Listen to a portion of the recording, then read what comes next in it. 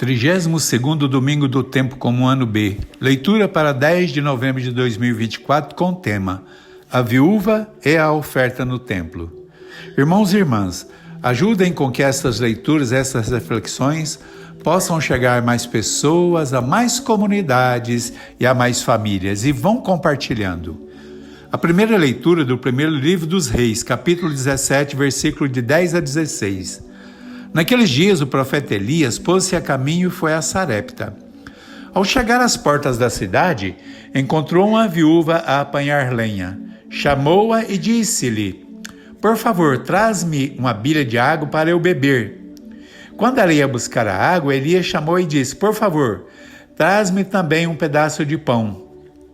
Eu não tenho pão cozido, mas somente um punhado de farinha na panela e um pouco de azeite na almotolha. Vou preparar este resto para mim e meu filho, depois de comer esperaremos a morte. Elias então disse-lhe: Não temas, volta e faz como dissestes, mas primeiro coze um pãozinho, depois prepararás o resto para ti e teu filho, porque assim fala o Senhor Deus de Israel: Não se esgotará a panela da farinha, nem se esvaziará a almotolha de azeite, até o dia em que o Senhor mandar chuva sobre a face da terra.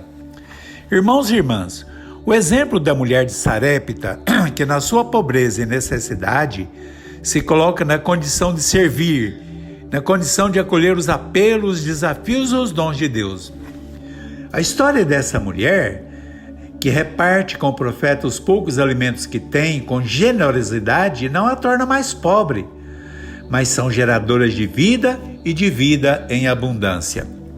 A segunda leitura da carta aos Hebreus, capítulo 9, versículo 24 a 28. Cristo não entrou num santuário feito por mãos humanas, figura do verdadeiro, mas no próprio céu, para se apresentar agora na presença de Deus em nosso favor. E não entrou para se oferecer muitas vezes como um sumo sacerdote que entra cada ano no santuário com sangue alheio. Neste caso, Cristo deveria ter padecido muitas vezes desde o princípio do mundo, mas ele manifestou-se uma só vez na plenitude dos tempos para destruir o pecado pelo sacrifício de si mesmo. Irmãos e irmãs, Cristo, um sumo sacerdote, com o seu sacrifício, nos revela o dom perfeito que Deus quer e que espera de cada um de nós, seus filhos. Muito mais que dinheiro ou outros bens materiais, Deus espera de nós o dom da nossa vida ao serviço do projeto de salvação que Ele tem para os homens e para o mundo. No Evangelho de Marcos, capítulo 12, de 38 a 44.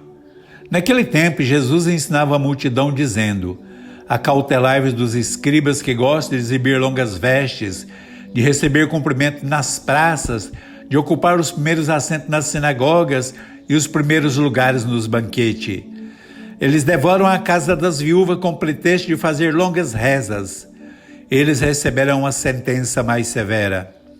Jesus sentou-se então em frente da arca do tesouro a observar como a multidão deixava o dinheiro na caixa. Muitos ricos deitavam grandes quantias. Veio uma pobre viúva e deitou 2 moedas, isto é, um quadrante. Jesus chamou os discípulos e disse-lhes: Em verdade vos digo, essa pobre viúva deitou na caixa mais do que todos os outros. Eles colocaram do que lhes sobravam, mas ela na sua pobreza ofereceu tudo o que tinha, tudo o que possuía para viver. Irmãos e irmãs, o Evangelho nos traz o exemplo de outra mulher pobre, de outra viúva.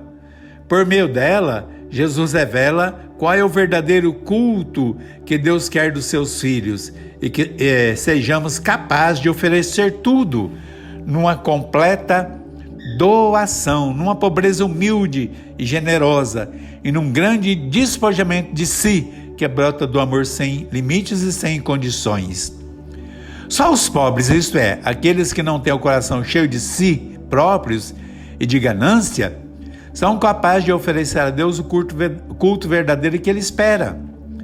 A igreja tem tomado um caminho muito perigoso e difícil, onde as grandes manifestações religiosas, os grandes eventos cheios de ritos que buscam impressionar, grandes eventos para arrecadar fundos para embelezamento do templo, se torna quase que uma pastoral e impede o verdadeiro serviço do Evangelho.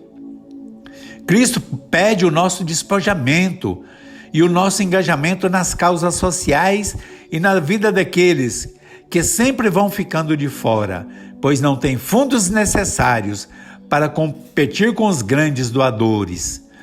Não faça do Evangelho um instrumento de exploração e de condenação. Sejam evangelizadores e não condenadores. Sejam pastores e não lobos vorazes. O chamado de Deus é para que estejamos livres e disponíveis para a missão, e de fazer discípulos, e de levar o Evangelho a todos os povos, e de casa em casa, de povoado em povoado, de vilas em vilas, e seja uma presença acolhedora, seja a presença da partilha e da comunhão, seja a misericórdia que abre as portas do amor e do perdão e que abraça as causas dos que já não têm mais causas para lutar. Que a graça, o amor e a misericórdia de Deus estejam com todos. Amém.